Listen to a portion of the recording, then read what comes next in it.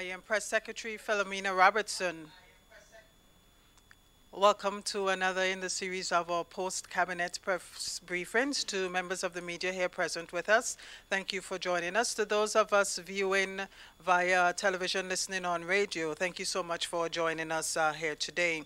This morning, I have with me the Attorney General, Mr. Darshan Ramdani, and also the Minister for Education, Human Relations and Religious Affairs, Honorable Emmeline Pear.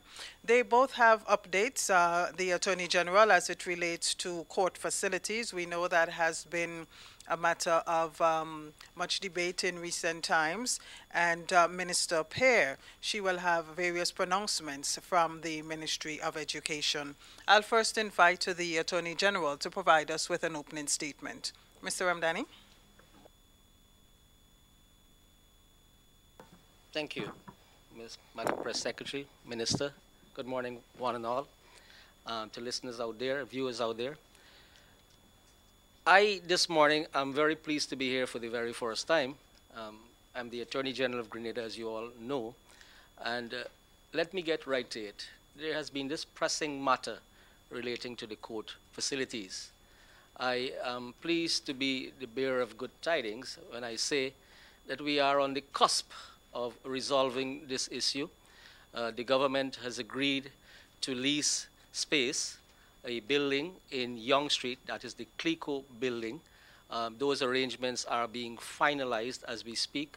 But before I get into more details related to that, let me say that as you all would recall, these events began sometime mid-last year. You remember that the court facilities were housed at the Lime building. And because of unavoidable and unforeseen events related to environmental concerns and health concerns, decisions had to be taken to remove the court facilities from that building. In fact, you may not know, I was in court with Mr. Clouden, erstwhile Mr. Clouden, on that day when those concerns were raised before the criminal court. And after considerable deliberations, decisions were taken. Those were sudden and unavoidable. And it meant that the machinery of government, the administration, had to kick in. There were considerable discussions, considerable events took place after that. There were attempts to source the RBTT building, as you may recall. Those discussions went a far way. In the meantime, of course, the government attempted to, in fact, not attempted, but did restore the former court number 1, the criminal court. In the meantime, of course, we have had the civil court being housed at the Parliament building. For a brief period last year, there was the use of the Carriacou building to house one of the civil courts and the Court of Appeal. All of this meant that the administration had been diverting funds for other important matters into securing new facilities for the court. You may not realize I am in this singular position where I have been on the outside like you, looking on, seeing on the outside the efforts of the administration. I am now placed on the inside. And as Attorney General, I intend to be playing an integral technical part in these matters. The Minister of Legal Affairs is very concerned about this, and so is the administration. As I said earlier, there is an agreement by the government. The government has agreed to secure the facilities at Carriacou. Those arrangements have to be finalized. Technical teams have already been visiting from the Ministry of Works that building to make assessments, because there will be some retrofitting to be done. We expect that there will be 4 courts housed in that building, 2 civil courts and 2 criminal courts, of course with the judges' chambers and the other administrative things in place. I expect that you will ask this question, and I like to get to the answers to your questions. Well, when will this be done? As I sit here, I want to tell you right away, but the technical team today, right now, I was called away to this press briefing to provide you with some answers to these pressing matters. Right now, there is a meeting going on between the Minister of Legal Affairs, the permanent secretary in the Ministry of Legal Affairs, and those officers, technical officers from the Ministry of Works, the police, members of the police force, and they are sitting, as we speak, I expect, in the Ministry of Legal Affairs, going through all of these details to understand the timelines. I am not a technical person. I couldn't tell you when a room is going to be retrofitted, and those answers are going to be provided very shortly. But we expect that this will be done very shortly. I am very concerned about this. I'm concerned about good governance. I'm concerned about the due administration of justice. And I know that the administration is equally concerned, has always been concerned about this. And I can assure you that we are taking very, very active steps to resolve this matter and to ensure that we go back to business as normal in the administration and the delivery of justice for all of us here in Grenada. I thank you. Thank you very much, AG Dashan Ramdani. I now invite Minister Peer to make a similar opening statements, following which, of course, we'll open up the floor to questions to both parties. Thank you very much, Madam Press Secretary, and let me say good morning to members of the media. Good morning also to all of the viewers and listeners this morning, and I don't think it's too late to say Happy New Year to you and to all those who are viewing and listening. This morning I'm here to share with you some updates from the Ministry of Education and also to address a letter which I received yesterday from the Grenada Principals Association. I would like to start by informing the general public, informing you members of the media, that as of yesterday, the Public Service Commission has appointed Mr. David Andrew to the position of Chief Education Officer within the Ministry of Education. As we speak, I believe Mr. Andrew is being officially introduced to the staff at the ministry. Mr. Andrew would have worked in the Ministry of Education for the past couple of years, and previous to that would have been attached to one of our secondary schools. Secondly, I want to bring to your attention that the Government of Grenada, the Cabinet, would have approved last week Monday and confirmed yesterday the establishment of an advisory council and an education review committee. Those two, which according to Section 9 and 178 respectively of the Education Act, should have been in place. As a matter of fact, the review board should have been over the years reviewing our education system, should have been reporting to the Minister for Education in the form of a report. That report should have been tabled by the Minister of Education in Parliament and published publicly. So we are now moving to do so, and Cabinet would have approved Mr. Michael Peer as the chairman of that committee. Additionally, the Act in Section 13 gives the Minister of Education the right to appoint special committees to ensure that we are implementing the Education Act and we are working on advancing of the education system. Let me also say that one of those committees convened thus far is the Regulations Committee. As you know, the Act, which was developed in 2002, passed in Parliament, the Act points to a number of areas in which regulations should have been developed, and we are moving swiftly to ensure that we develop those regulations. So that committee is meeting actually today as well, and we expect that within a week they will have a presentation that they would make in plenary after working in subcommittees. Following that, we expect a presentation will be made to the advisory committee and then to Cabinet, anticipating that by the end of February, Ministry of Legal Affairs should have those documents ready for regulations. Additionally, I want to just make mention of another committee which has to do with the spiritual development of our students. We are firmly of the view that there's an urgent need to engage our churches in a deeper way in what is happening within our schools. I've always said this, I'm very concerned about students who probably do not attend churches in their community, probably do not have and avenue at home for prayers and spiritual development.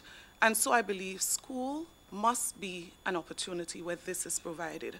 And so I am really happy to say to you this morning that at a recent meeting with representatives from the various denominations island-wide across Grenada, we have had firm commitments from our pastors, our leaders, that they are prepared to work with the Ministry of Education.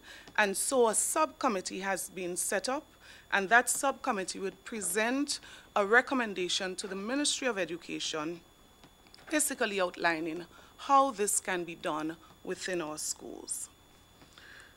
The final matter that I wish to address this morning, in the interest of time, is that of a letter which I received yesterday from the Principal Association, which I would like to share with the general public.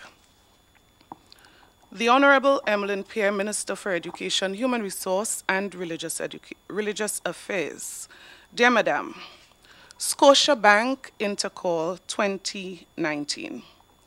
The Grenada Secondary School Games Association regrets to inform you that due to the current industrial impasse between the Grenada Union of Teachers and the Government of Grenada, the Scotiabank Intercall Games for 2019 has been cancelled.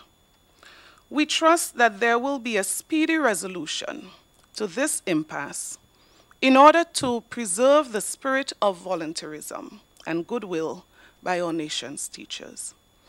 The proprietor of the Intercall Games, the Grenada Association of Principals of Secondary School, together with our title sponsor, have agreed to begin the process of planning and preparing to host our Intercall Games in 2020. With best wishes, I am yours faithfully, Dominic Jeremiah, Chairman, Organizing Committee. Let me say this, that I do understand the document in front of me to say that as a result of the current impasse between the government and the GUT, the Principal Association is taking a decision to cancel Intercall 2019. The content of the letter also says to me that there is a possibility that there could be Intercall in 2020, but we can't be certain of that. Reason being, my interpretation is that the current industrial impasse being the reason, I do not believe that as government, I don't believe as individuals, we can sit here in 2019 and assume what the industrial climate is going to be in 2020, 2025, 2030, or any time beyond. As a result, because of the importance of these games, because as a government we don't believe that having a national school game should be dependent on the industrial climate of the country at any time, government has taken a decision that in March 2019, there will be a Grenada Secondary School Games. This decision is respecting the decision of the Grenada Principal Association, respecting that as a private company or private business, Intercall will not happen this year. But we do not believe that as responsible citizens, we do not believe as a responsible government that the children of our nation should be held hostage in this regard, should pay the price for whatever is happening between government and the union. As a matter of fact, the key issue which has been advanced as the reason of or issue of concern, which is that of the deduction of pay for days that teachers did not work during the industrial impasse, we have been alerted by the union that this matter is going to court. As a matter of fact, official documents were submitted in that regard. As a result, we were of the expectation, and this is why this has come to us as a shock, we were of the expectation that if you are taking the matter to court, that the court should now decide on the outcome of this particular matter, and that we would have expected that things would return to normalcy. That being the case, as outlined in the letter, we can't sit back as a government and deny our students such an important opportunity. And on that note, I want to take this opportunity to extend sincerest gratitude to the Principal Association for the work they've done over the years. Intercall over the years has grown significantly, and a lot of effort has gone into Intercall. I want to single out, if you would permit me, Mr. Victor Ashby and all the other principals who over the years would have worked tirelessly to ensure that Intercall delivered in the way that it did. And how did Intercall deliver? Intercall has been an excellent opportunity for students to showcase their talents at the national level. It is no secret that scouts from various parts of the world, particularly the northern part, the United States and other places, would visit Grenada during those days of the games to witness the performance of the students on the track and field. As a result of that, several of our students, many of our students, would have had the opportunity to attend colleges and universities overseas. Let me make this abundantly clear this morning, that I'm certain that many of these students, if not all of them, may not have had the opportunity if they would have had to compete with all of the other students for scholarship on an academic basis, which means that sports would have been integral to their achievements academically and the opportunities that they have received. To not provide these students with that opportunity, to me, is denying ordinary poor children of our society an opportunity to pull their families out of poverty. It's denying them an opportunity to lift themselves up, and indeed denying them that opportunity to have a chance to succeed in life. As a government, we believe that we do have the means and the structure in place through the Ministry of Education and the Ministry of Sports to do this. I wish, therefore, to refer to a copy of the appointment letter of teachers, which speaks to the stipulated conditions under which teachers are appointed. And I wish, therefore, to refer to section or item F, which says, and I probably would use the introduction to F. It says, the following are the stipulated conditions for your appointment. F says, to perform any additional duties, including extracurricular activities, which may, from time to time, be assigned by the principal or any education official. I have heard that fairs and other extracurricular activities have been cancelled as a result of the industrial impasse and the work to rule particularly. What I read to you less than a minute ago comes from the rule, which is the terms under which a teacher is appointed. And this speaks particularly to extracurricular activities. What I referred to earlier is not an extracurricular activity. This is a core curricular activity, and I would even go as far as to say a curricular activity, because we now have at the Ministry of Education a curriculum officer for sports. This government has made it its duty to ensure that we would have appointed and confirmed several physical education teachers and coaches around the island in all of our secondary schools because of the value that we place on sports and because of the importance of sports in the all-round development of our children. We know that all of our students are not very academically inclined.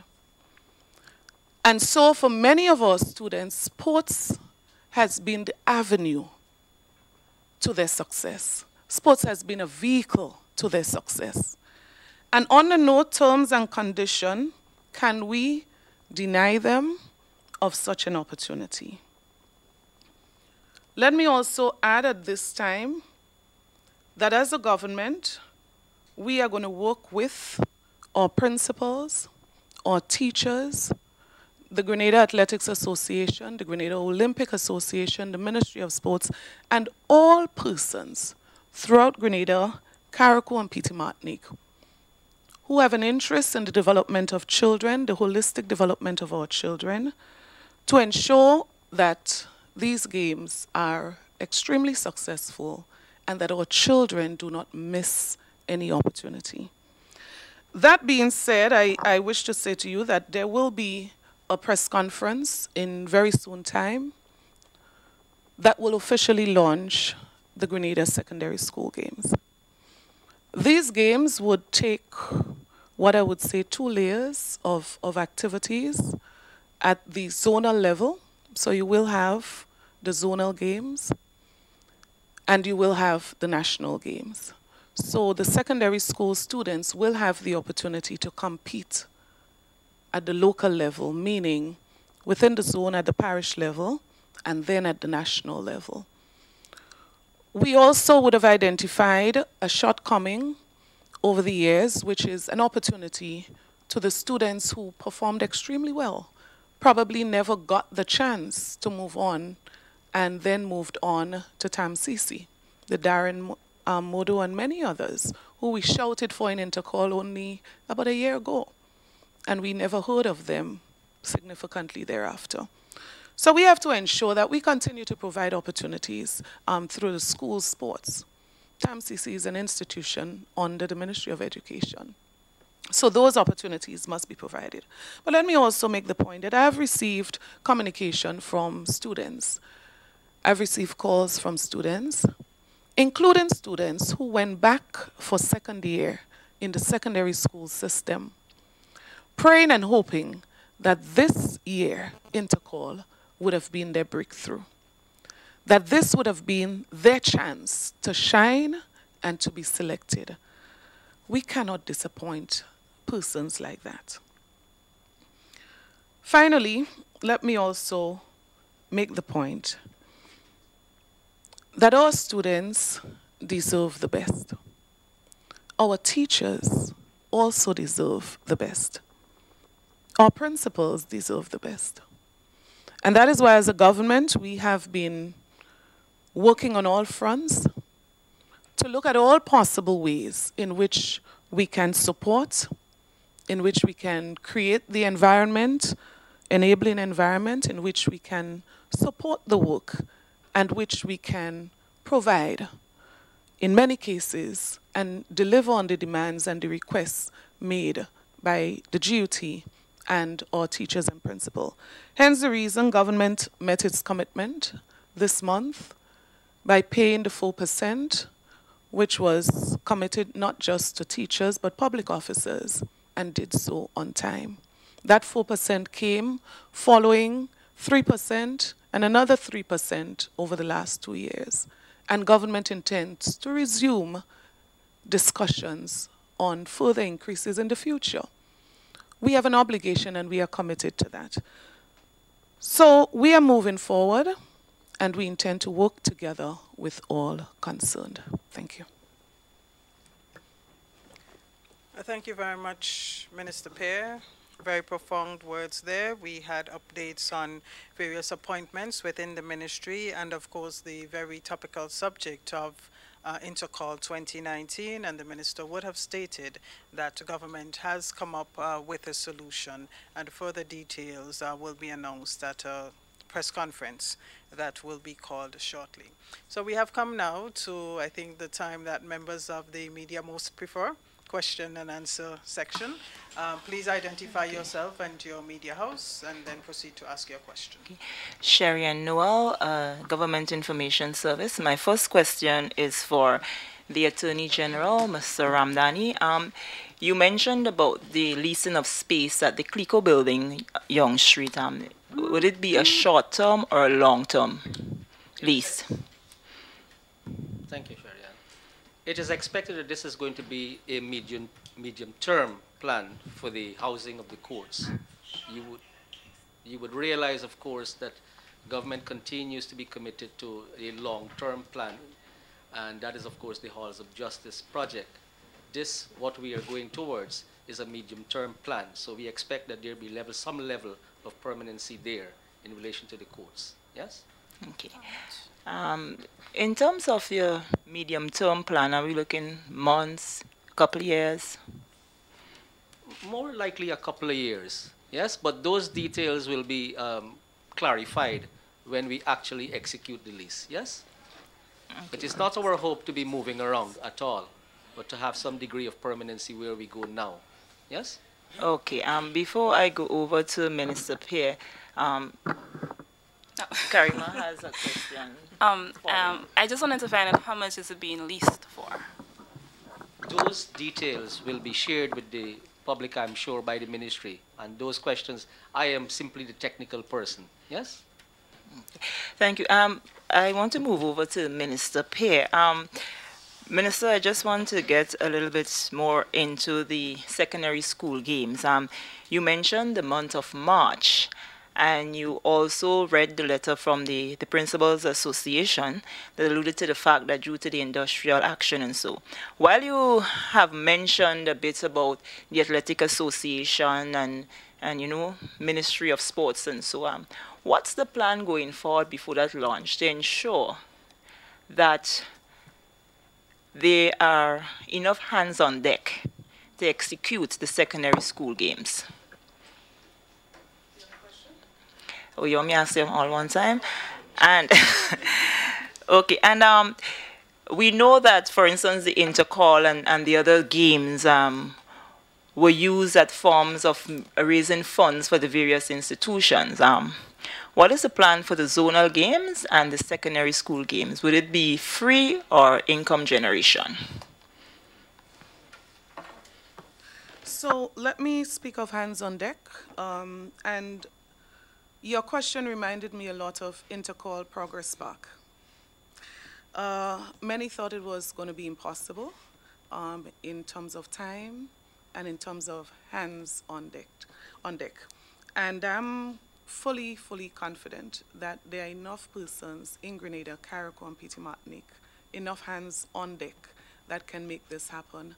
While we have not officially engaged the Athletic Association, I have spoken briefly to the President, and knowing their interest to be sports and the development of our athletes, there has been an unofficial commitment that they are going to be supporting the hosting of Grenada secondary school games. In addition to that, the Ministry of Sports do have, I'm sure, over 40 sports officers within the ministry, coaches and so on.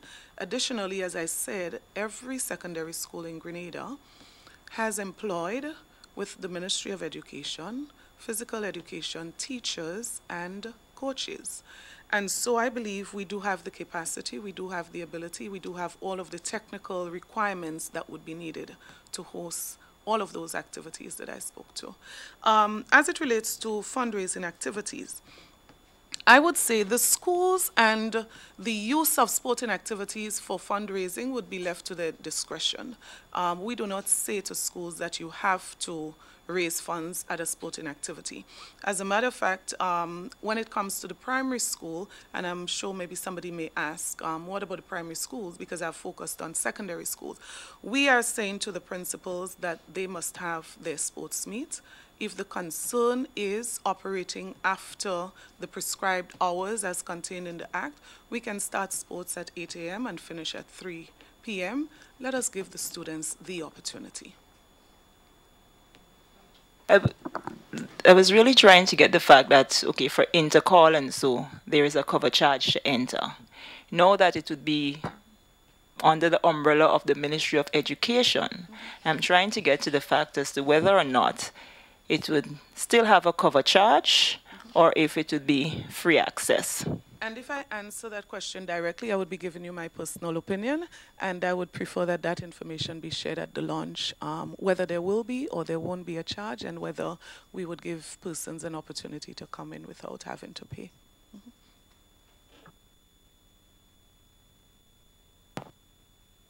Eugenia Peters with the GBN. Good morning, Minister. Good morning, EG. Minister, I'm trying to understand clearly, when you speak of the core responsibility of teachers, in the face of teachers saying now that they are no longer willing to do anything outside of the school hours. We know whatever games, whatever is happening would take you beyond what we call school hours. It would still require parents, teachers, getting the children to and from safely. How are you planning to deal with that? Because we know that's a major concern. How are you planning to deal with that, first of all? So one of the, in meeting with the key persons who would be leading on this operation, which would be Mr. Colin Peters and Mr. Jerry Alexis in the Ministry of Education, I've said to them in no uncertain terms that I've had serious concerns personally as it relates to the time that we would have ended some of those sporting activities in the past. And so this opportunity that presents itself must ensure that our students are released from a school activity at an appropriate time. So we are going to be containing the sports meet within a particular time.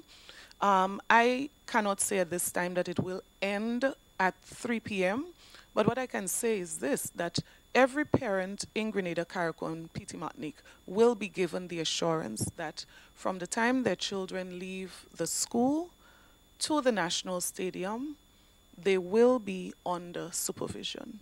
And at the facility, they will be under supervision of the highest possible level.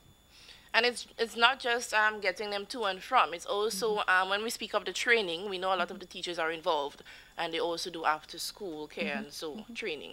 Are you catering for that? Because it takes a lot to prepare a student for games of that nature. It does take a lot, and it would involve teachers. How do you get them to commit? Right, so the preparation of the athletes do not just take place from the month of February, for example.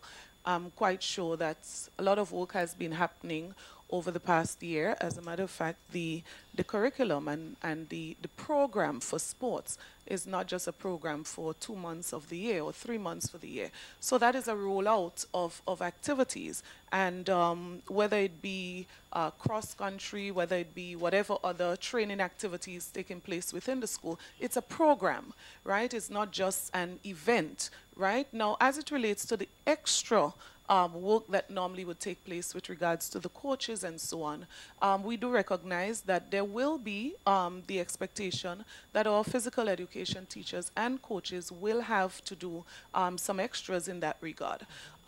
Additionally, we are saying that traditionally, if you look back over the past couple of years, you would realize that time has been taken from the regular school day to also prepare, maybe too much time in some cases. So we have to balance the program. And this may also bring us back, should it not work as we anticipated would work, it may also bring us back to having to review the schedule and the program of physical education teachers and coaches. So should this action continue for the next 10 years, we can't say that we're going to sit for 10 years and try to determine whether coaches are going to do extra after school. Then maybe we have to review the hours that we operate. Speaking of core responsibilities of teachers, it sounds as if you were telling them you are mandated to do this based on your terms of reference for employment. I'm not telling them that. The Education Act speaks clearly. Okay, so so let's say, for example, I'm a teacher and my day ends at 2:30, and there is work to be done in terms of the training and so, and I refuse. Is it that we will see further pay cuts? What sort of action? I would not want to speak to this at this press conference this morning, but what I do believe, and I feel convinced that good sense would prevail. I'll tell you something about our sports officers or sports physical education teachers. I think they have a passion for sports, and this can be worked out. This can be made possible, and I believe that we are going to be able to do this. I feel pretty confident about this, that it's going to work. Intercall was supposed to be impossible in Progress Park, and it happened. So I believe that we will be able to work together with our teachers or physical education teachers or coaches, and this is going to be possible. It will happen. Minister, finally from me, funding. We know in the past, Scotiabank has sponsored the games. Speaking now of government now taking on the responsibility, can you speak to the funding aspect of it? Of course, the funding will be an issue. We will have to come up with the necessary resources. I also feel very confident that private sector Grenada also has an interest in a national school sports, and that we will have private companies that will be willing to support. Additionally, I want to say that the government is committed to doing whatever it has to do to also make this possible. Just a final question from me, as it pertains to the games. I don't know if I missed it, but any proposed date for March? And Intercall over the past few years has been 3 days. Any discussion around that level? There were some discussions about the possibilities and the dates and so on, proposed dates, but let me say that this is still under discussion, and the final dates will be released within a week or so. Good morning, Karima Lewis. The New Today newspaper. I'm going to deviate a bit from the topic at hand. Minister Pierre, would you be able to tell me what the policy is in relation to coaches or public officers who are charged criminally, especially those who are charged with sexual matters? I'm asking in relation to the fact that coaches who have been charged in 2018 are still being seen training children in Tantine on Saturdays. So can you speak to the policy as it relates to that, please? The policy in question that you refer to, there's no difference between a teacher and any other person that's been charged criminally. As a matter of fact, the case you're referring to, that matter was brought to attention, and we did seek Ministry of Legal Affairs and Social Services to also look into that matter. People were written to from the appropriate bodies, whether it's PSC and so on, and instructed accordingly. So I will have to look into the matter that you're raising now, but there's absolutely no difference. The law is across the board, whether you're a teacher or a farmer. There's no difference in terms of what should happen if you're charged criminally, but there's an Attorney General in the room. I'm sure he may want to confirm or add to this. The law is always clear about people getting charged. They will have to be given due process. As against that, in relation to the policy levels, the minister has spoken about that.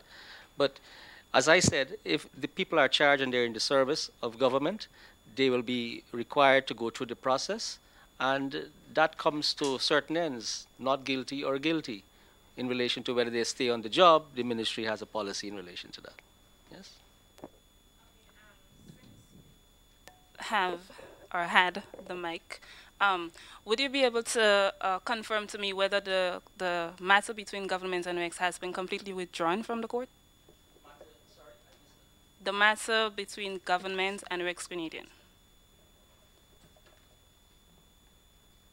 As you would know, I have just joined as the Attorney General. There are a whole lot of files in my department. It is a matter which is on my desk, I believe. I will have to get back to you on that and give you an answer on that. Yes? Good morning, Rachel Payne, WPG10. My question is to the Attorney General. It is with regards to the NTRC and flow. Is it possible you can give us an update on that? The NTRC matter, that is a matter in court. There has been an application, as you would know, for leave to apply for judicial review. The court has granted leave to apply for judicial review, and the papers are going to be filed in relation to it from the applicant. I am to see those papers, and when we see those papers, then the government will have to take instructions, get instructions, and we will go forward in relation to that. At this point, we are yet to see the actual claim in relation to the matter. And from a legal standpoint, I would like to see the matters pleaded on paper before I provide a response in relation to that. What are the merits? We have yet to see that. Yes? Rena Pear, MTV. To the Attorney General first, as you with the mic. Yes. Just to ask, government has is about to solve the issue as it relates to housing for the court, but what about other issues? I think transcript, something like that. Has that been addressed?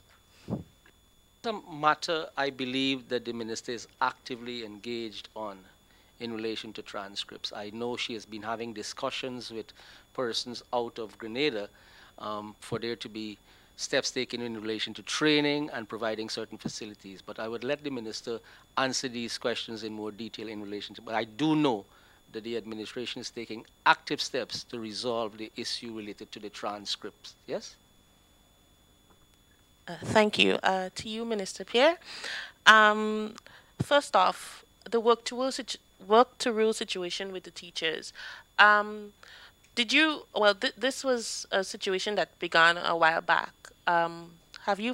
Is this something that you think would have affected the Ministry of Education to this point as it relates to cancellation of intercall right now? One person said to me this morning that the government would be seriously affected by not having intercall, and I had to explain, you have it upside down. It's not the government, it's the children who would be affected.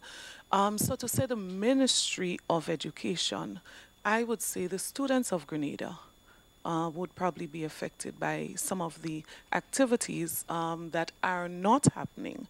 But let me say this, that when we speak of work to rule, we're speaking about a particular rule, right? Now, in this case, I am assuming that the union is speaking about the Education Act as well as the appointment letter of teachers, because in my mind, those are the only two rules that you can really point to. Now, I don't view the work to rule as a severe crisis, because it would be pretty important for us to really work to the rule. There are a lot of things in the rule that we've strayed from, we've missed. We probably didn't even remember that they are there. So working to the rule is very important. Working to the rule is extremely important, but we have to understand what the rule is to be able to work by the rule.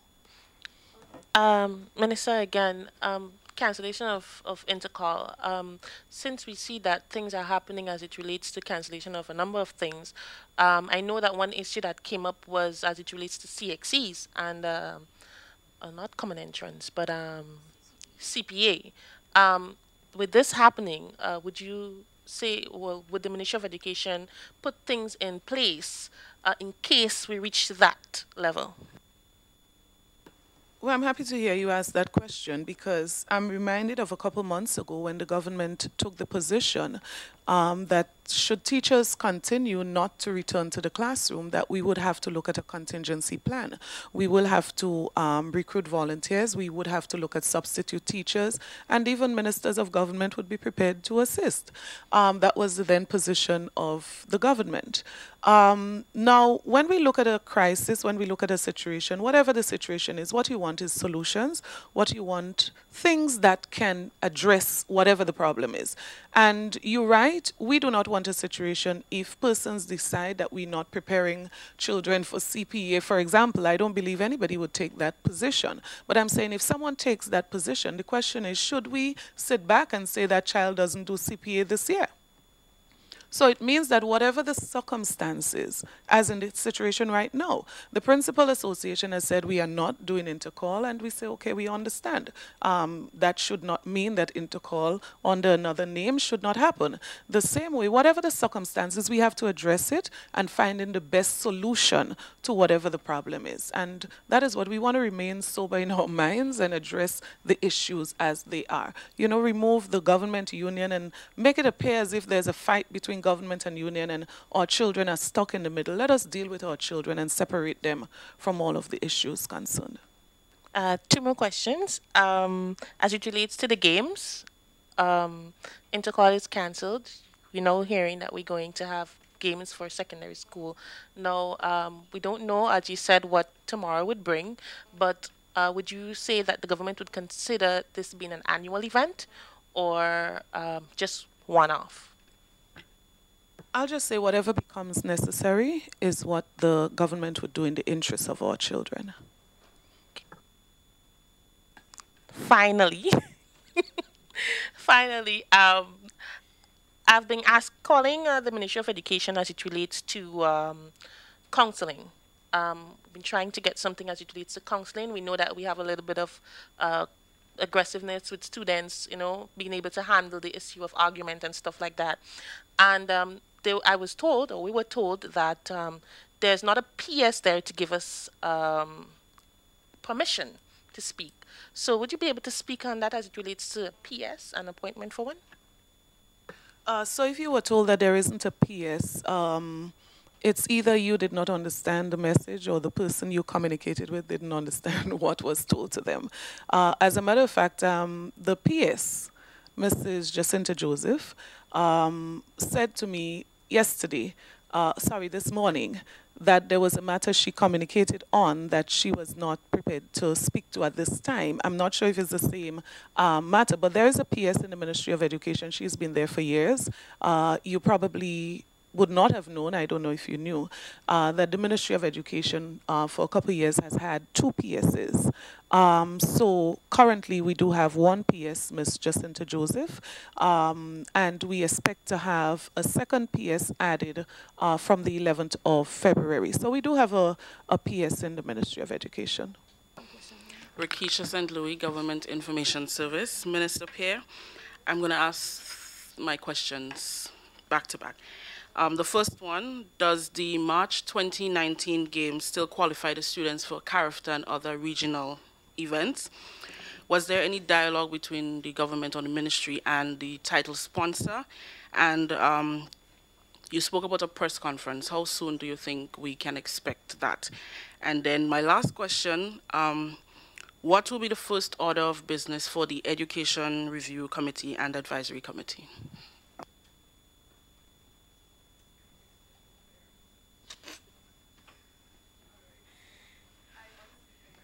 I honestly think I missed question number 3, but I'm going to do my best with your shopping list. Let me say that and I'm probably going to speak from the bottom if I can read my own handwriting. But the press conference, I would say minimum 1 week, maximum 2 weeks, right? Secondly, March 19th, and forgive me, but I think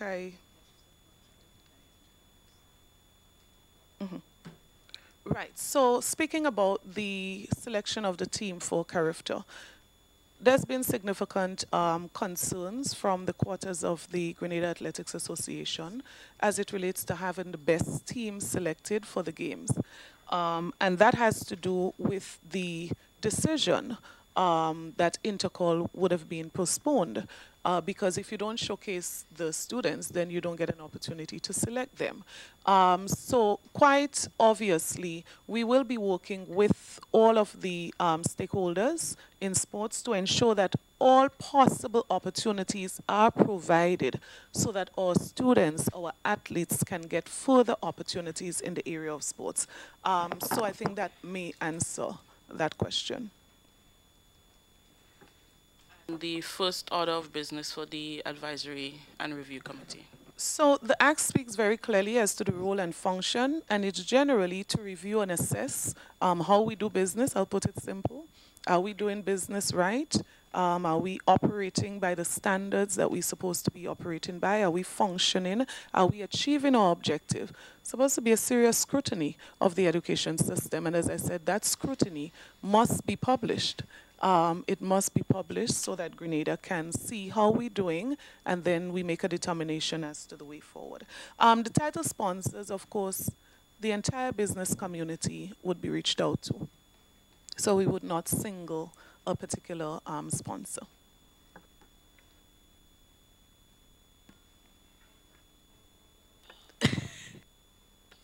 My question is with regards to the games. We see much focus is being placed on the intercall games. What about the primary school games that we normally have? So the primary school games, not that it's not important, extremely important is the foundation. And we won't be having a national primary school games this year. Of course, we can look forward to a national primary school games next year. However, as was indicated, we expect all of the primary schools to continue with their sporting activity during school hours at the community level. Good morning, Akisha Felix, the Grenada Broadcasting Network. Okay, so I asked this question as a concerned parent, right?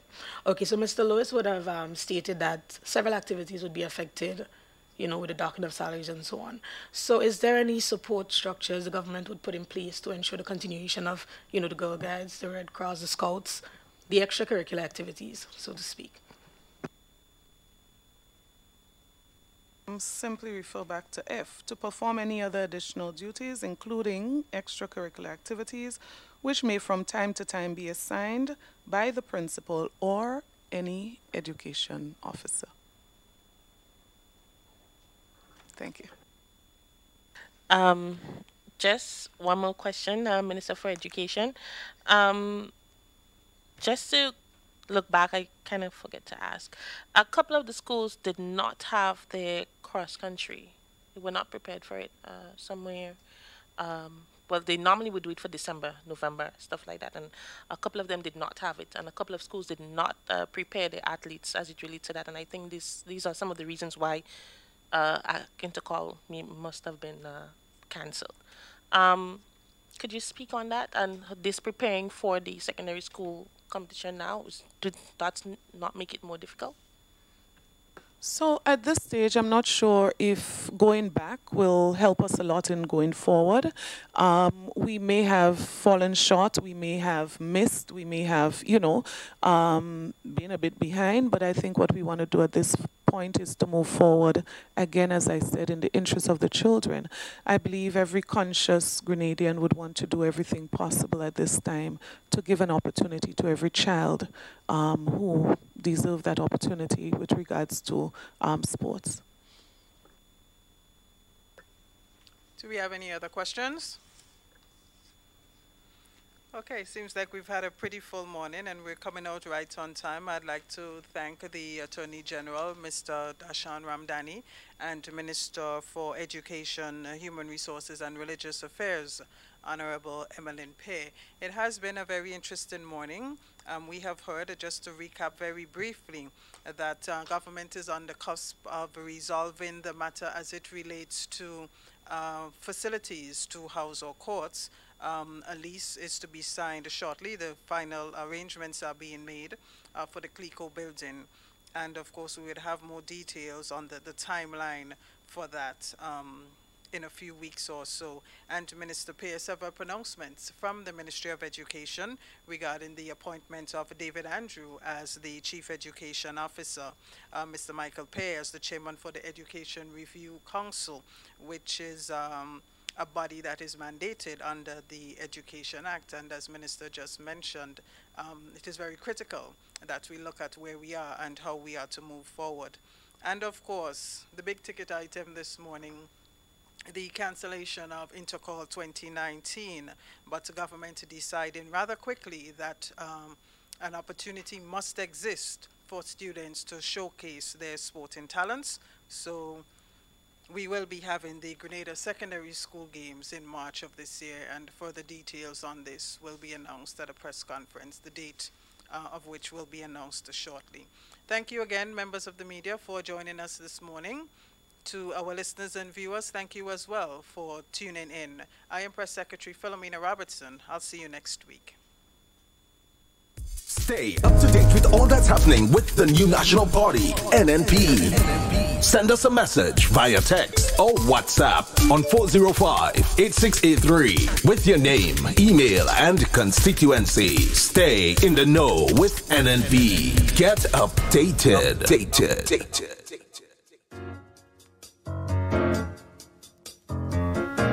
The Grenada government is committed to improving the lives of citizens. Government announces early payment of January salaries for public officers. Traditionally, government would make payments to public officers on the second to last day of the month. In this case, for January 2019, we have decided to make early payments to public officers on the 21st of this month. This has not been done in over a decade. Public officers to get a 4% salary increase. You would recall that the government would have negotiated with the trade unions for a 10% increase for public officers over a 3-year period.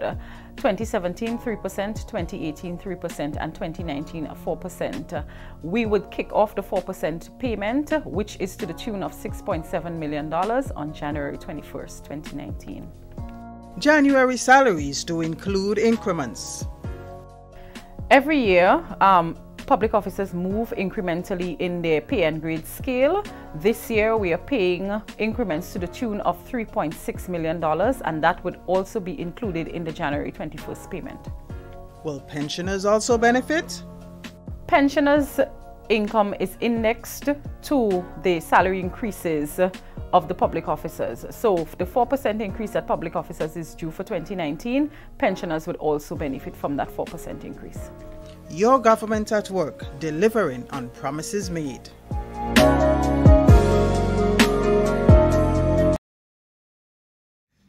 Run. Oh, run. Run with it. Run with it, yes. Run with it. Well, I love to I see man run with things, so you remind me of trees. Yeah, man. Oh, take up thing and run. They're running with people, they're running with vehicles, they're running with all kind of things. A man take up a motorbike and run it. Yeah. Pay attention to a man go pick you up and run with you too, you know. Yes, indeed. Yes, folks, it is Hard Talk. We're live on 97.5 City Sound FM. And 89.5 CRFM. On the Sister Isles of Carriacou, Pidi Martinique, broadcasting from beautiful Hillsborough. We are at 92.9 Sister Isle FM. And WeiVybz Radio in Brooklyn, 94.9. Yeah, all day in New York. Yes, City. Indeed. We've just completed the post-cabinet press briefing. We've just... very interesting one. Yeah, and some issues have been clarified. Yeah. And some solutions have been put forward to some of the issues that we're having. And the first one, the Attorney General addressed the issue of the housing of the courts. Yeah. So when it comes to the criminal court, civil court, the High Court itself, that a lease is being entered to for the Clico building that's on Young Street. Yes, that's right across from courts now. Right opposite courts, yeah. Yeah, around by the Venezuelan. That big building there. Yeah. So that that area, that building is being looked at. Yeah. Well, not being looked at. I think the lease has already been entered into for that building to be used as the courts. Yeah, for a couple of years. Well, might even be a couple of years, might be a couple of months until... No, well, he said a couple of years because they don't want to make it a shifting thing. Because apparently what government is thinking of is the halls of justice. And that in itself, plans has already, started to unfold from government point of view. So this one is going to be an interesting one. The Ministry of Works is presently looking at the various aspects of the building that needs to be refurbished. Yeah. So that building will be leased and you're going to have the courts there so that the High Court matters could proceed and so. Yeah. With all that said, though, I think even when you're providing buildings for the court system, I think some of the judges and so on, because you have cases that finish a while ago, and people are looking for the written judgment and that kind of thing. Or, for instance, the Cap Bank issue. That is just like if the courts refuse to hand down a judgment on this particular thing. And you have a situation where there are many people out there who are waiting on the money that they have tied up in Cap Bank. So it's very important, very, very, very important. Finally, that whole issue of the whole legal scene is about to be rectified. Yeah, but you see, that one hasn't anything to do with a building. No. That one doesn't even have to do with anything that on the government side. It's just like the judges just refuse to hand down the judgment in relation to this thing. Because you're constantly hearing from people now who have they're waiting for a little money from the Cap Bank. I know there was a caller that used to call me. This elderly gentleman used to call me like nearly every week. He used to call and say, son, you hear anything about the money in Cap Bank? Because this man was like a workhorse. He worked hard for a long period of time. And the man was there waiting on his money and apparently he died. Yeah, nothing. The gentleman used to call on this program and used to ask for his money, and the gentleman has died, gone to the great beyond, and never got his money. And that's where he saved all his little money that he had. And so I hope now that we're sorting out the issue of the building, that some of the judgments would be coming through faster, because it's unfair to the average Grenadian. You say, okay, you need the facility and so on, you're given the facility. But after you're given the facility, you still end up in a situation where people are waiting for judgments in matters like these that are affecting them. And there are people with tens of thousands of dollars involved in Cap Bank. What government did is it paid off persons who had a certain amount and under. Government would have paid off those persons, but the country didn't lose that money. There are people out there giving you the impression that the country lost that money. Those monies were signed for the people who, when they got their money from government, they signed so that when the Cap Bank matter ends, that these individuals, the money that they were supposed to get that government paid, that money will now go to government. So government didn't lose anything. Government just take over the liability then, right? Yeah. So folks, you've heard from the post-cabinet press briefing. You've heard the post-cabinet press briefing, the CLICO building now being looked at as the site of the court. You also heard from the Minister of Education. Yes, so Devon, let's go into that one. Yeah, well, the minister, and so has made two major announcements, and so that one is that cabinet has appointed a new chief education officer in Mr. David Andrew, right, and that's what it knows. I think there was a vacancy available for a while now, and now it has been filled. Also, too, another very important announcement made. Mr. Michael Pierre, who's the Speaker of the House, Sheldon, has been named as head of a committee to review the whole question of the education. Not review, it's the Education Advisory Committee. Education Advisory Committee. If I remember correctly, part of the Education Act makes provision for the Education Advisory Committee. And they would review not the Education Act itself, but they review the quality of education being provided through the Grenada school system on a yearly basis and make recommendations for improvement. And that committee, I believe, is mandated by law. I'll check the law in a while. I have it somewhere around here. And as such, government has moved forward to implement that committee. And I think they're using a person who is more than suited for this particular area, having been a principal, permanent secretary. He has been a teacher. He was a cadet too, and a cadet leader. Well, yeah. In the cadets back in the days. That's a long time. They're talking about 50s and that kind of thing. So. And he has also been, outside of that, he has also been one of the members of the union, the Grenada Union of Teachers as well. Executive member. Yeah, so it is a person that is more than well suited to deal with these issues that are coming up. And along with the rest of the team. I don't think I heard the rest of the team being mentioned. No. I heard that he led it, but I didn't hear the rest of the team being mentioned. I think there will be a press conference or so later down you get some more get information about it. in relation to that. So a new CEO, Chief Education Officer for the Ministry of Education, and I believe a new permanent secretary. There's already one permanent secretary there. They usually have two. So there's one there, and I believe that they will be having a new permanent secretary there. As we know, all about 11 permanent secretaries. Well, nearly saying all. Yeah, will be shift. It's nearly all. Because if you have 11 of them, it's nearly all of the permanent secretaries that are being shifted around. Yep. Yeah, so you have that taking place as well. And the big one, the Grenada Secondary School Sports. Yes, carded for March. But that's strange though, because the minister read a letter from the Principals Association that she received yesterday. Yesterday was Monday, innit? Yeah, but hold on. Back she received the letter yesterday. Yesterday, which is Monday. Yeah. But since Saturday, we have been hearing from the Principal Association I saw that it on was Facebook. cancelled. I saw it on Facebook and so, but and the minister received a letter about that decision on Monday. But that's what's going on, and I mean it's. But that is unacceptable, Sheldon. I mean, in all thing, that day is unacceptable. I mean, information like that coming out, right, and going public before the relevant authority.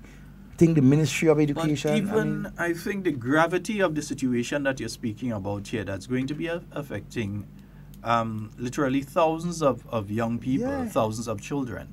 And their families. Throughout the secondary school system, and also be affecting the ability of many athletes to be able to gain a foothold in a university outside of Grenada.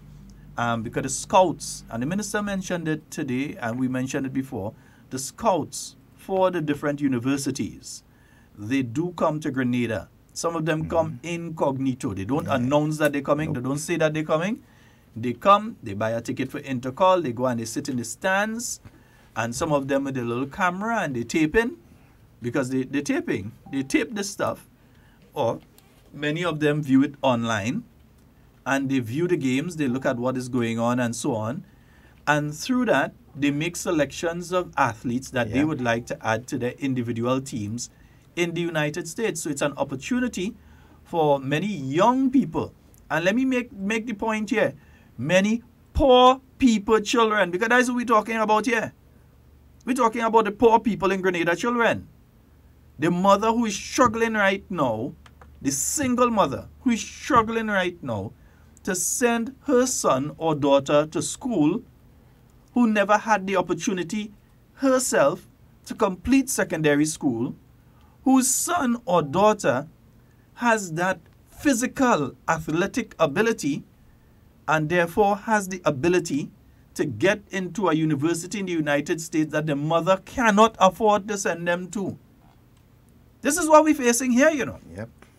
This is what the Principals Association has said cannot happen.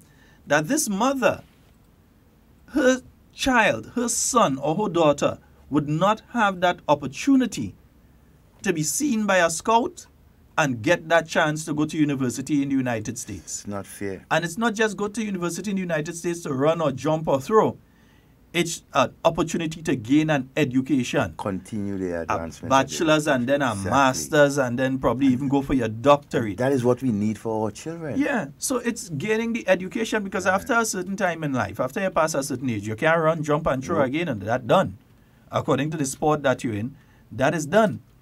Yeah? So when you do that sort of thing, they may be looking at it from the aspect of, okay, we stand in solidarity with the teachers or so on, or the teachers, we have an industrial action taking place, work to rule, and as such, we cannot have the intercall. But did they take the poor people children into consideration? Because at the end of the day, it's the poor people children that suffer here. Exactly. It's the poor people's children that ended up holding the oily end of the stick. And they ain't playing jab. And they didn't mix the oil either. But they ended up holding the oily end of the stick. Exactly. The people who are well-to-do and well-off, they could afford to send their children into one of the private schools. They don't need no talent scout to come down here and see their son or daughter running in intercall to give them a scholarship to go to the United States, to A&M University or one of those universities. They just pay our money and they send their child overseas to university. Yeah, because they can afford it. They just make sure they have a proper GPA. They do the assessment exam that the Americans do every year. They just make sure that they do the assessment exam and they send their child over so. But it's the poor people, the man that work in construction right now, who cannot find the $100,000 or more it might take to send his son, who might be very intelligent, but also have good athletic ability. He may not be able to find the $100,000 or more to be able to take his child and send his child to university in Texas, or in Florida, or in New York State, or wherever. North Carolina. Or even right there in the Caribbean. Yeah, or even in Jamaica. He may not have the ability to do that. So the only option for that child, outside of government, the scholarships that government provides, which are usually, many of them are regional, you may go to Cuba and so on. Suppose that child wants to go to the United States because they want a degree, a master's degree or bachelor's degree or whatever from the United States. They can gain that opportunity through the intercall games. And if you remove those games, remove that from the poor people children. That opportunity that they would have never been able to access.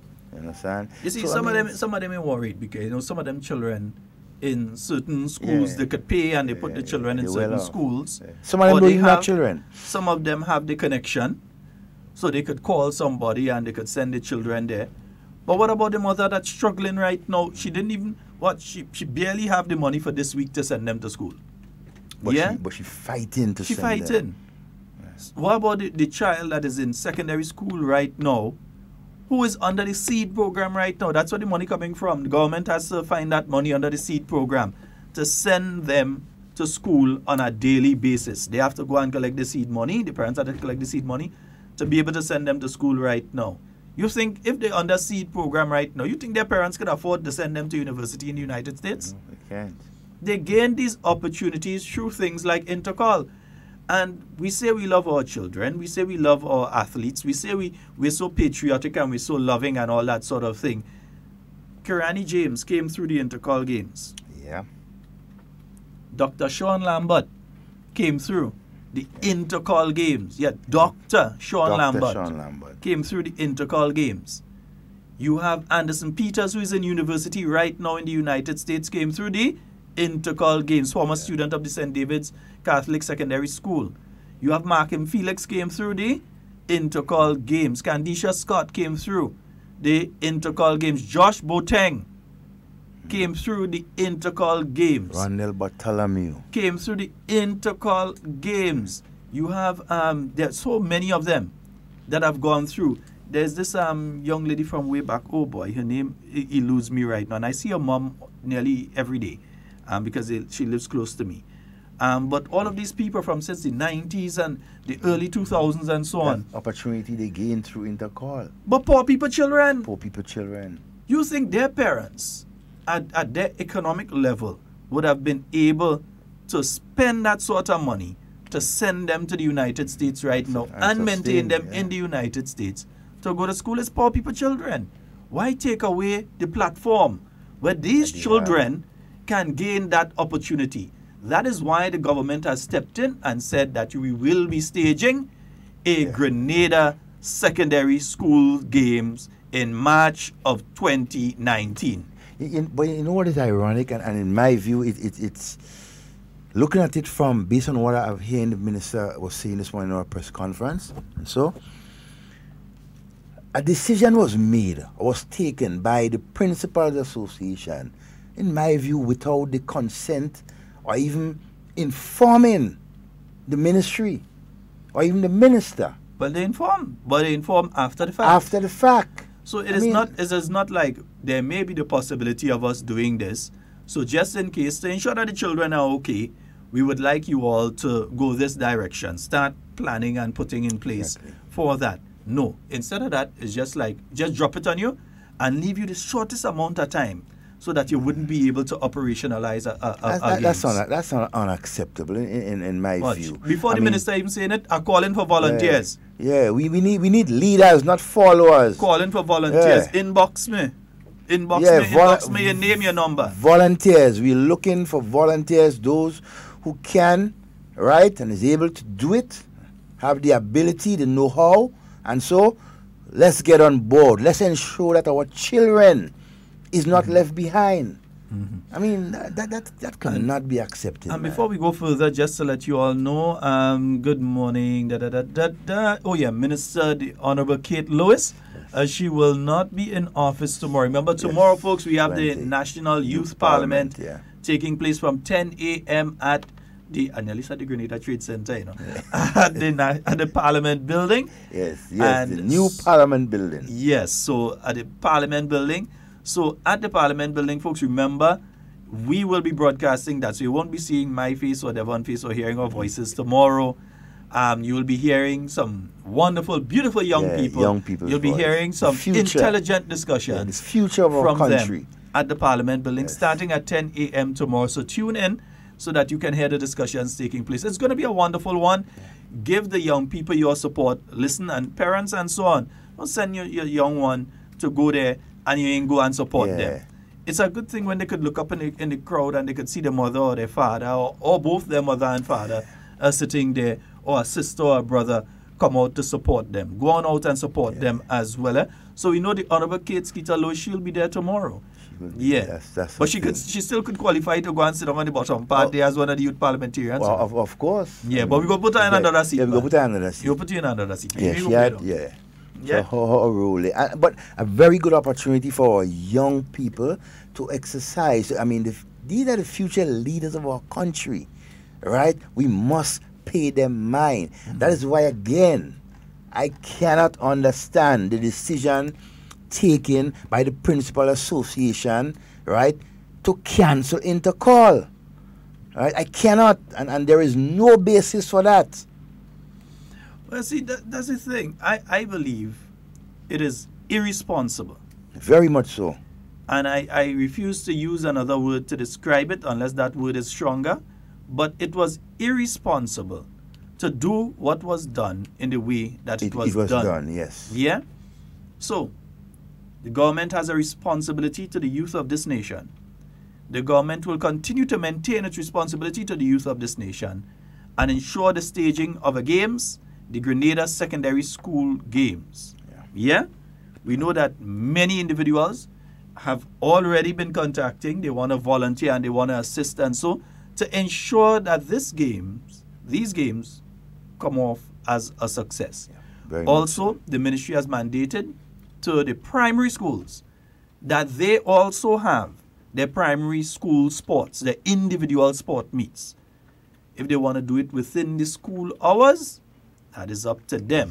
But they are mandated by the Ministry of Education, each of them, to hold the individual school meets.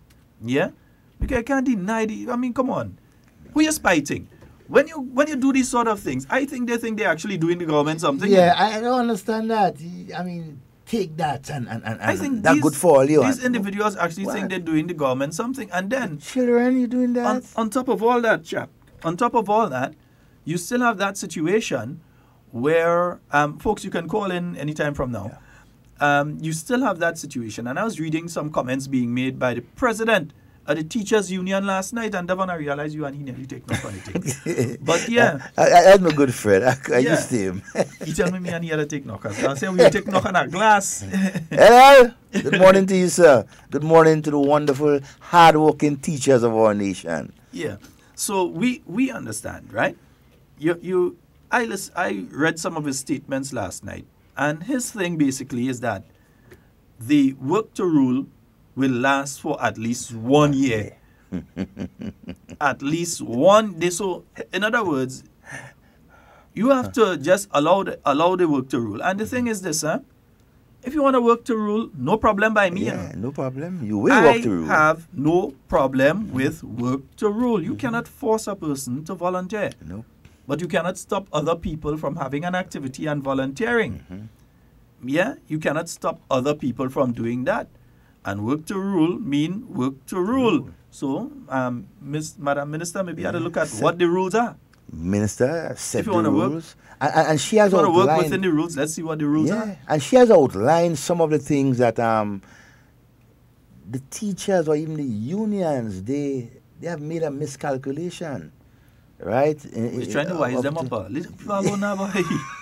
You're trying to wise them up. Who do this guy? Lead him. But it's just and I always say, right? You must do these things with calm, collective head. Think wisely.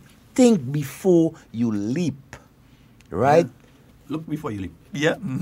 Folks, let's just say a special good morning to all of you on the live. Augustine, Christine, Blossom. We know that you're in Grenada. You're not getting cold in the UK. Smiling. Yeah, Louisa, the Honorable Kate Skeeter Lewis, good morning to you. We know you jumped in somewhere along there. We know it's a busy day for you. Also, Depot, good morning to you. Good morning to Toro as well. Yeah, Elsa, Kate, Shotman, Jillian. Yeah. Hey, Traveler's Bar, good morning. Asha, Maxan, Paula. Hey, Jill, morning. Sherlanda, good morning to each and every one of you. Yeah, so remember, several things this morning coming out in the post-cabinet press briefing. I don't know, that's what's happening here. Okay, to whoever's calling on the overseas line, I'm very sorry. Yes, call us the auto response was engaged, and that is why you kept calling. I'm seeing the blinking there, then it went off because the auto engage was engaged. So you can call now 440-7377 and 347-329-3101. Yeah.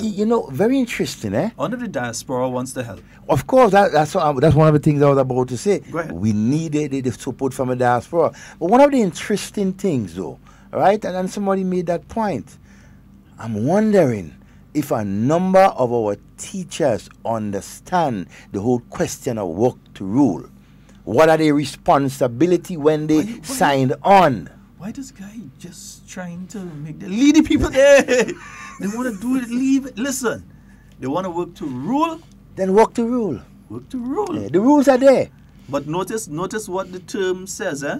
Yeah. Because as teachers, I know that you may have access to dictionaries and thesauruses and encyclopedias and Google. Yeah. So the word work carries particular meaning. Yes. Yeah, there's a particular meaning to the word work. And there's also a particular meaning to the word rule. So put them together, not work rule, but good morning and welcome. Good morning, gentlemen. Good morning to you, my friend. How are you doing, sir? All right. More than good. Very well, very well. I just want to applaud the Ministry of Youth and, of course, the government for the stance they have taken. Because, over the years... Ministry of Education or Ministry of Youth? Education, sorry, not youth. Education. Yeah, we had to get ministries correct. Yeah. My humble apology. Despite they are all St. Andrews women, but the different ministries, right? We will be proud of them. Well, yes, this government have put a lot of emphasis on young people and continues. I am very, very happy to see that what they have done to make the children feel, because at the end of the day, it is about the children, Yep. Just not having a intercall could, taken away from that good athlete, from having that opportunity. So I really need to applaud them, and of course, all stakeholders, we hope, will support this very, very important function. All stakeholders, all people who whether you like sports or not. Well, cricket is my thing, but I do athletics as well. So call me, I come in. You understand? I am willing to help. People are willing to help. Call us, man. Not only, we have to look at the interests of the young people. Very, very good move by the government and, of course, the Ministry of Education. And also the Minister for Education. I must applaud her on the way she conducted herself this morning. Oh, yes. I mean, there was nothing she could do to surprise me. Yeah. But I thought this morning she was really, really good. Stateswoman. Really, really and you know one of my favorite things that she said this morning? She made sure to thank and congratulate the Principals Association for the work that they have done over the years for Job the well intercall. done, yes. Yeah. She made sure that she did that. She congratulated. Yeah, but because again, you never know, said, I am disappointed because I think it was on Friday or Saturday, this thing dirty all over Facebook, blah, blah. And after that, we've sent an official letter to the Minister of Education. On Monday? We need to do better than that. After the smallest child 3 months child could call mommy and say, you know, intercall is mommy. Well, my daughter called me and told me, Daddy, officially intercall is off. I was like, where you get that information? Anyway, finally, gentlemen, Sheldon did mention Honorable Kate Lewis won't be in office tomorrow, but he did mention that she will be there on Friday morning at 10 o'clock. Okay. She won't be there tomorrow, but she'll be there on Friday morning from 10 o'clock. Friday the 25th. Yes. All right, great. Okay. All right, my brother. Good, man. Thank you All so right, very take much. care. You're welcome. You know, one of the things that I find even more irresponsible is that an issue, and we've said how important intercall is, because that's the engine room that we develop. Because right now, sitting in a classroom in one of our secondary schools may be Grenada's next Olympic gold medal. Yeah? Although we go get one next year. But it might have a next one that sit down in a classroom right now in Grenada, who is upset and deciding that, best I forget this running thing. Bet I forget this javelin or this discus thing. Best I forget this long jump thing or this decathlon thing. We may have a young potential gold medal that's sitting there. That all of us as Grenadians go in and block the road and pull out we flag and start to sing Sweet Grenada and all kind of thing. We go in and get on when they're performing. So let us all become part of ensuring that they come out and perform. And I would think that's something that important, that what the Principals Association would have done, Mr. Jeremiah and others, well, if you're afraid to call name, I would have thought that if this was as important as they usually give the impression that it is to them, that instead of just dropping off a letter to the minister, that they would have asked for a meeting. Yeah. And after the meeting with the minister, then you would have announced. Make a decision. And not just that, informing the minister of what your decision would be before you go and do it on the radio. No, but that is what I'm saying. I'm saying after they have made their decision, that before sending out a letter to the general, putting it all over the place. So Friday, Saturday, Sunday, people all over the place, no intercall, no intercall, no intercall. So that before it had gotten to that stage, that the Minister of Education, that the Principals Association, instead of just dropping off a letter, would have had a sit down with the minister and said, Minister, as a matter of formality, we are informing you that there will be no intercall games this year for reason A, B, C, D, E. Yeah? We have a caller. Good morning and welcome. Boy, I've been calling only for the last 15 minutes, and all I get is cut off. No, not cut off. That was I had the auto answer engaged. Okay, so that's what's happening here. Yeah, anyhow, morning, man. I morning, boss. You guys, I listened to the press this morning and the minister. And Sheldon, one thing I know in life, losers does not win, and winners does not quit. And if the government had quit in trying to have a game, there the government would have been a loser. Because always remember, a loser will always fight on the outside. You're playing a game, well, everyone should know that. You understand me? A loser will never be a winner. And a winner is never a quitter. When I represent my country in soccer, Sheldon, we sit on the bus or the plane, and all what I'm thinking about is how my country could be number one. How my country could be number one. I never study about money, fame, and nothing. And I went to St. Lucia, Sheldon, and I saved a whole tournament without a goal, and become the first Grenadian, or the first man in the Caribbean ever done that. You understand? So I know Mr. Walter St. John, Mr. Roy St. John, and I could never forget those two men. You know? Man say he mortgaged his house to get out to St. Lucia. Sheldon, we have to live on a Sunday to play on a Sunday. Sunday morning, yep. And when we get to St. Lucia, all right in my head is win, play to win. And when we end up winning and we're back in Grenada, they never expect that team. That team could have won a tournament. And was the only goalkeeper, Sheldon, at the time. They go with one goalkeeper. This Ian Matthew Peters. And I tell you, man, we felt so good that, we represent our country. Nowadays, people represent themselves. They don't represent the country anymore. And they're talking that to the teachers and the union. Represent your country. Do what is best for your country. Not what is good for you individual. The children is the future. And if we could deny the children, you understand? Just think about the Sheldon and Devon. Last week, you guys talking about the decision that what the union take already. The decision they make correctly. And look, you hear the minister reading a letter saying she received that yesterday. That's an insult. Not to the government, to themselves. And my brother, that's an insult. I believe that it should have never been a letter. It should have been that the Principals Association come and sit with the minister. You send a letter, something so important as intercall. You're going to send a letter in relation to that, look, we have an intercall. Come and sit to the minister and have a discussion. But you listen to how she what she read in the letter, Devon and Sheldon? Yeah, a shell, basically. Well, think about it. That's a letter you're going to write? Irresponsible. Think about it, man. And the persons it's coming from, we expect better from them in terms of how they address people. I mean, protocol.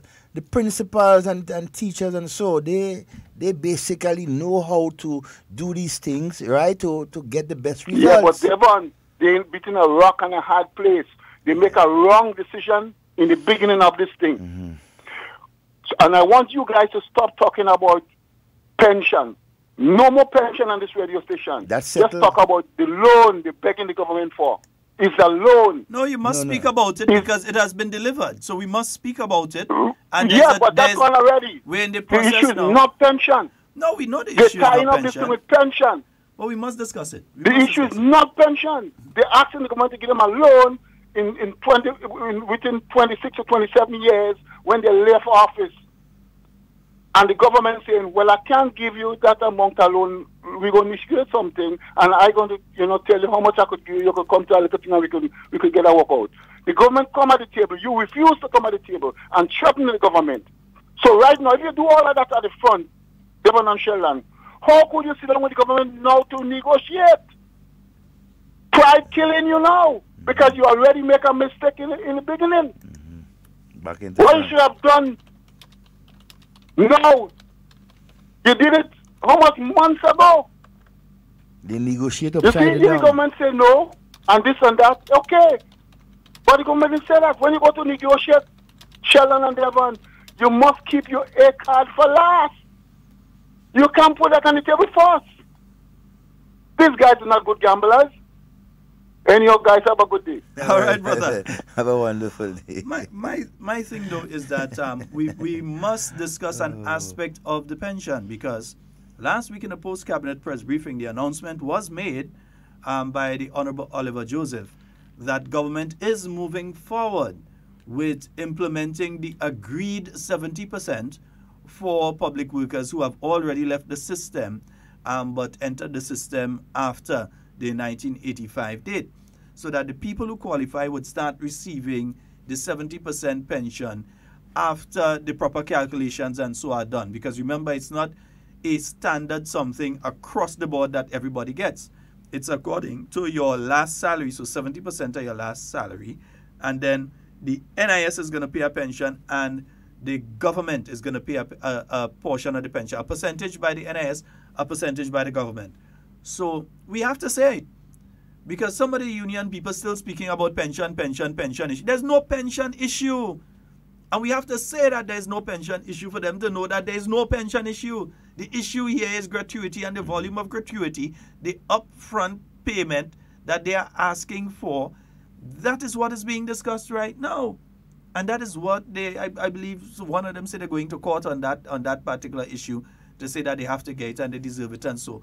Meanwhile, while they are playing games with this particular issue, because they are playing games with this particular issue, while they are playing games with this particular issue, there are people who have retired out of the service that should have been getting their money that are not getting it. That if they had agreed and moved forward since last year would have been in a situation now where these people would have already been receiving payments and their standard of living would have been improved. Good morning and welcome. Morning, Devon. Hey, good morning, my Morning. friend. What's up? Sheldon, Morning, sir. I think I'm going deaf, you know.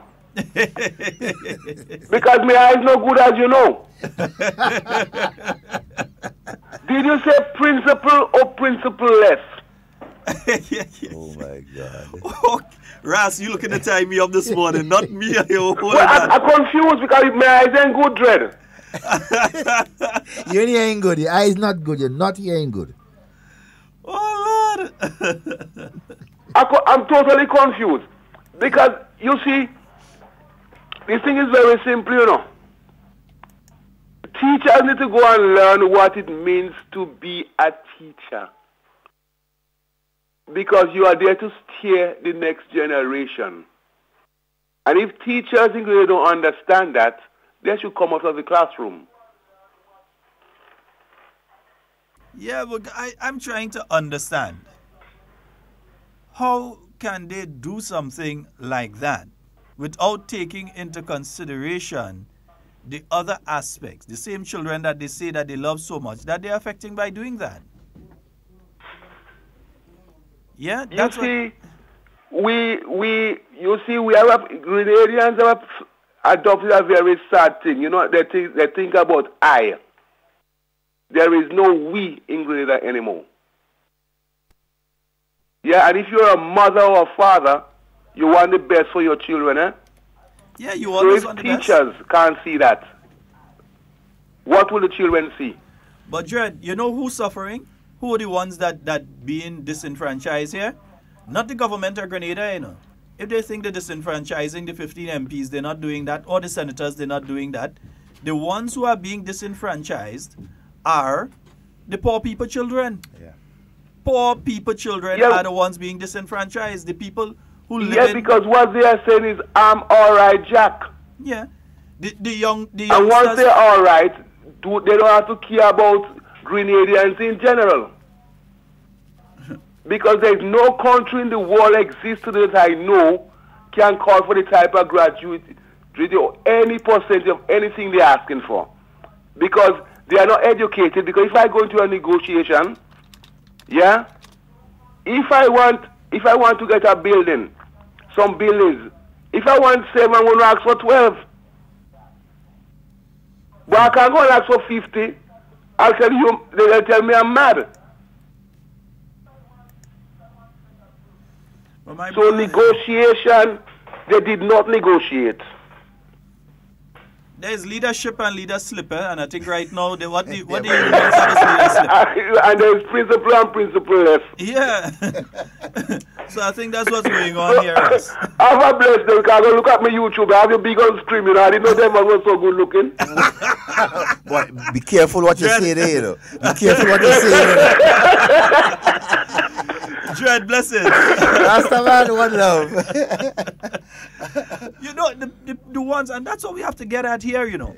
The ones who are suffering. Yeah. The ones who are being made to pay in this debacle is the young athlete from Mount Pleasant in Carriacou, who may have been running a time and improving on a yearly basis and was saying that this year in Intercall are going to put down some licks. In fact, you know what happened, boy?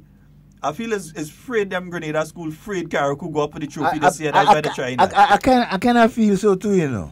You understand? Afraid the Grenada schools, afraid Carriacou go up with the trophy. That's why they're trying this thing this year. Carriacou, what they say? Yeah. And you know, Carriacou, what about Bishop's College and Hillsborough. Yeah. What they say? It's afraid them Grenada school, afraid. They see the trophy go up to St. Andrew last year. Yeah. They vex. It go up to SJC Grenville. They vex. Yeah. So they're staying out. The next one is that thing might go up to Carriacou. He coming up, boy. That is a hard pill to swallow, eh? Good morning and welcome. Good morning, gentlemen. Good morning, sir. Mr. Scott, pleasant morning to you. Morning. I realized by just telling people about a menu, you know, mentally it can work. Whatever, man. Whatever. So I'm very glad to have Mr. Romain with us today. No, Mr. Scott, let me run through this thing quickly. The first part of my presentation, I already know that you are not in agreement with it because for me, I am coming from a leftist point of view. Now, the cancellation of intercall, teachers striking, that cannot and would not happen under a one-party state. Now, I am of the opinion, based on my 50-plus existence in this world, that dictatorship is not bad. Dictatorship and a one-party state is only bad when it is not working in the interest of the majority. And that is, and I'm saying here, that is what this so-called freedom of choice and freedom to choose will create when it is not centrally controlled and executed. Mr. Scott, I'm of the opinion that this word democracy is killing us and stifling our growth and development. Listen to me, sir. Give people the choice to choose what they want, what they need, what they would like to have. And you will see what would happen. We would end up with a totally dysfunctional and chaotic society. But let me wrap up here by saying this. Gentlemen, I have said before, this impasse will give us the opportunity, will give the government the opportunity to reorganize the business of schools, including intercall. 2, the secondary school games. In March, what I would like to see, I would like to see some major financial incentive given to athletes and the schools. 2, let us take intercall out of the hands of those who can sabotage it or put it in the hands of a separate body. 4, how do we now deal with the teachers that use the schools to have after-school classes which benefits them? Do you know this is a discussion I had with a hardcore supporter of the party, you understand, this morning. What I'm saying is that yes, the after-school classes will benefit the students. But I'm saying, if you cannot participate in the after-school programs without any financial reward that will benefit the students, then I don't see how you can use the school facilities, to have these classes that will benefit you. Mr. Scott, physical education teachers are quite disappointed with no intercall because they are not in support of the decision taken by those responsible. And based on my understanding, they are more than willing to work with those responsible for managing the secondary school games and to make it a glaring success. Mr. Scott, let me tell you something. I am convinced that having a population of just under 110,000 people, a one-party state is our best option because we can plan for 10, 15, or 20 years and maximizing the full potential of our people. Now, Mr. Scott, give me 2 seconds here. You realize I look at certain countries in this world with a one-party state. They maximize the potential of their citizens so much that they exporting professional people to different parts of the world, and the remittance that comes back to them is much more than if it was a so-called democratic state whereby people could go do what they want and come back here, and get into their own private practice. Gentlemen, I hope I make some sense with my contribution. I trust you will all have a pleasant day. You make dollars and all, man. You too, my friend. You make dollars in new ones, too, that the bank coming out with. Yes, indeed. 440-7377. 347-329-3101. Yes, good morning and welcome. Good morning. How you doing, sir? Hey, man. Not too bad, my friend. Oh, that won't give him trouble. Don't tell me your cow disappear again. Oh, yeah. Don't tell me your cow they gone with her again. Can't even hear you clearly, man. Oh, try and call back. Go right there. I'm here now. Okay. Now, well, what I'm trying to say is that, I love to hear the news from the minister this morning with the intercal business. But one thing I would like to see happen, right? I would totally like to see that happen. Now, here the government is going to more or less, fit the bill, because basically sponsorship, they have to look for that. I really thought that Scotia would have sponsored it, or, basically still. But I'm just saying that make sure accountability, because you see this game and a lot of money does go down the drain just like that. Get rich seat going down the drain, everything is going down the drain. Accountability. And after the game is done, make sure that the money goes into the schools. Right, you have a press briefing based on the profit, and you make sure that publicly you can see you're giving back to the schools the profit. Because high time, this morning the former minister said that, who can question the principals when they make the profit go back into the schools? He said, who can question them? But I'm saying I never see publicly that, they bring the media and say, bam, they're giving Magna College $10,000 from the profit, they're giving this school $10,000. You just handle, I don't know if they do it and, how they do it, but basically, is public funds, I should say, in a sense. The money has to go back into the school, so you need to show the public that, look, this money going back into the school. So I like to see that the whole event. If one thing maybe can take out of that, publicly you can see the money go back into the schools. And you need to fix that system, because you cannot, a school where the principal they get sponsorship, almost 80 grand, I could be corrected. Then they collecting get receipts. At the end of the day, all they tell is that the money go back in the school. Who is to know? Who is to see what's going on? Who is given accountable to the nation? So one thing I would like to see happen. Trust me.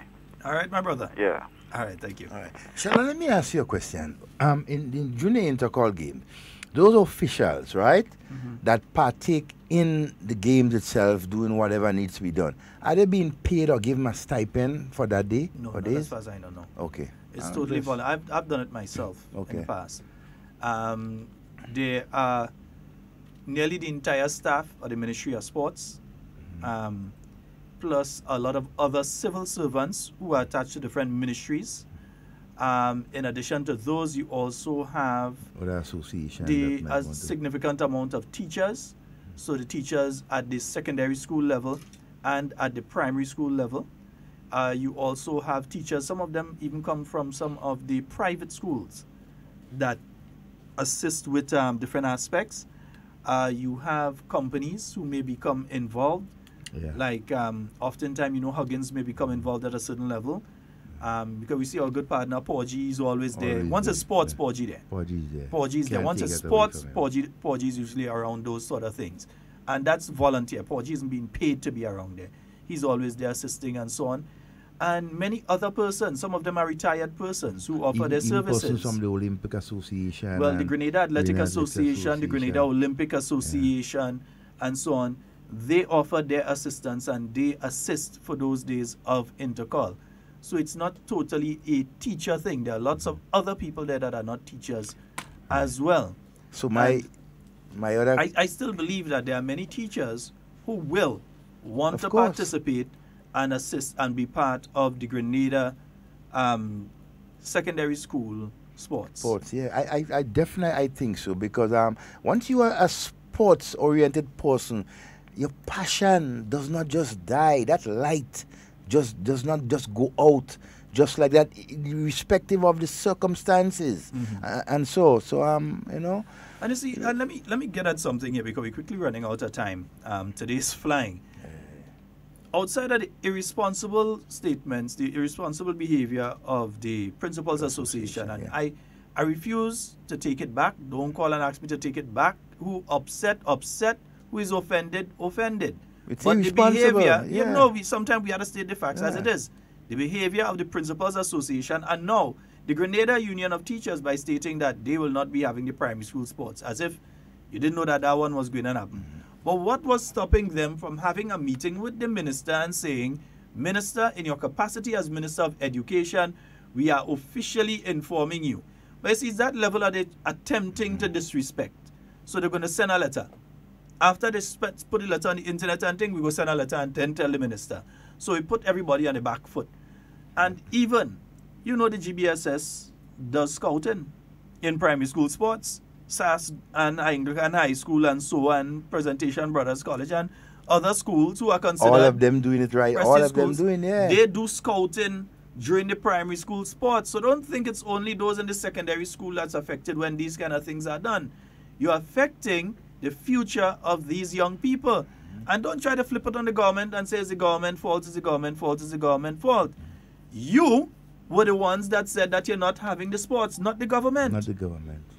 And you're blaming an action that government took that was a direct result that you were warned about.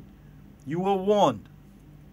If you stay away from the classroom, the government reserves the right to not pay for the days. That's not disciplinary action. So this nonsense that Mr. Forrest and others are talking about, oh, it's disciplinary action, it has to go to the Public Service Commission. That's not disciplinary action.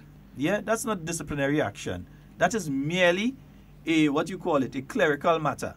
That's a clerical issue. You did not come this day, you don't get paid for that day. That's not a disciplinary matter. Yeah?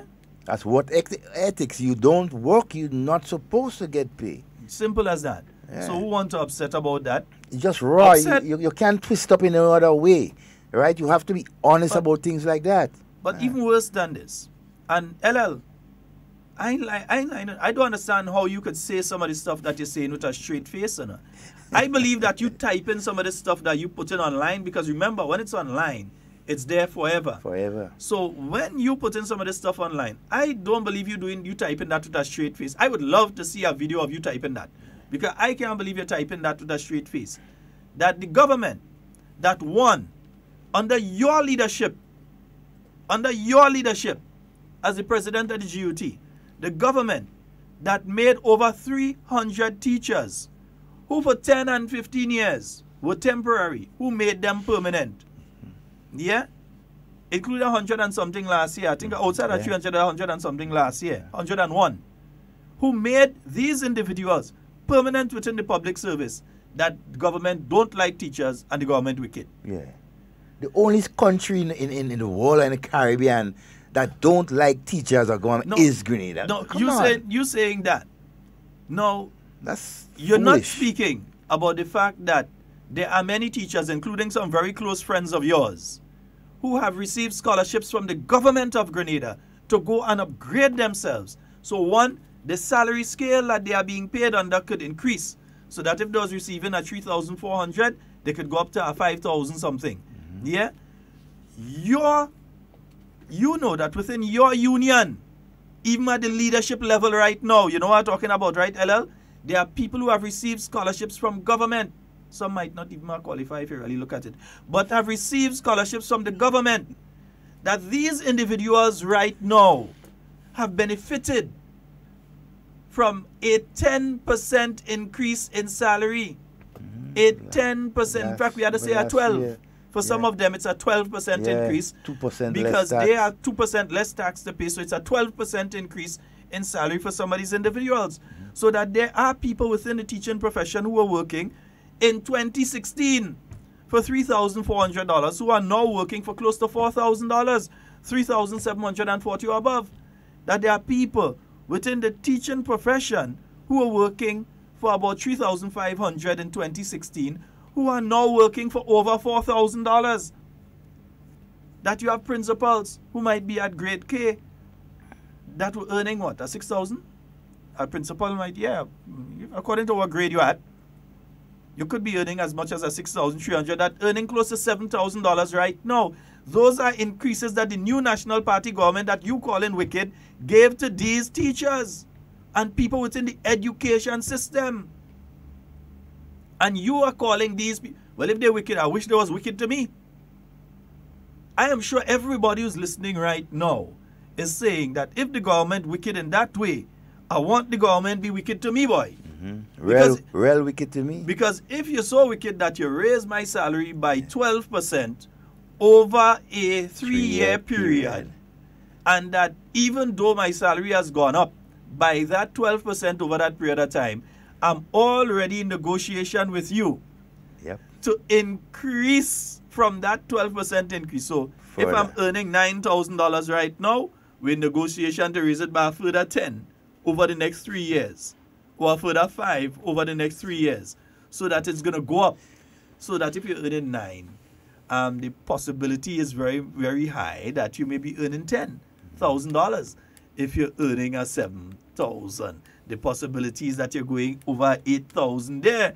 So that you're calling a government that has done that wicked, a government that has given study leave, a government that has provided significant benefit to workers, and you're calling that government wicked and saying there's no... I mean, come on, man. In one of the neighboring islands, I believe it's St. Vincent right now, teachers are on strike. You have teachers that are taking strike action. In one of the neighboring territories, I believe it's St. Vincent, I'll clarify that. But I can't believe that you honestly, because if this government is wicked, as you're saying, you should resign as president of the GUT because you ain't achieved nothing any time you're there. Because the government's so wicked that they didn't work along with you and they didn't give you anything for the teachers, you should resign. But even you, LL, as president of the union, were happy, right? And were willing and had accepted the government offer of that raise over the last couple of years. And you have even said, I mean, in your utterance that, look, you are comfortable, right, in the position that the teachers of this country are in right now when it comes, right, to the salary, right, and whatever comes along with it. And then there's this very unfortunate lie that LL keeps repeating. LL, you lie. That the government wants to see teachers retire in poverty. Yeah. The new National Party administration that is of dumb. 2013 to 2018, the new National Party administration did not have to go and raise this issue of pension. There's nothing legally that your union could have done to make the government decide to go into this issue of pension and gratuity. None. Yeah? They could have done as previous administrations, as the NDC administration and other administrations. To prolong it in court. The TNP administration, the other NDC administration, and other NNP administrations. They could have gone along that line and just decided we ain't bothering with that issue. They could have challenged the Hermelin-Armstrong case and made sure that that went up to the Privy Council. In which case, it would have still be tied up there all now. You wouldn't have an issue with them right now. It could have still be tied up there right now.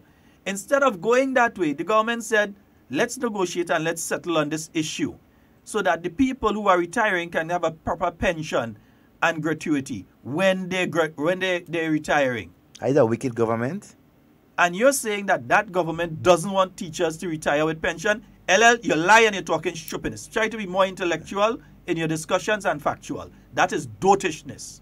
Zingo, I think that's a good idea. Yeah, that is Zingo. dotishness.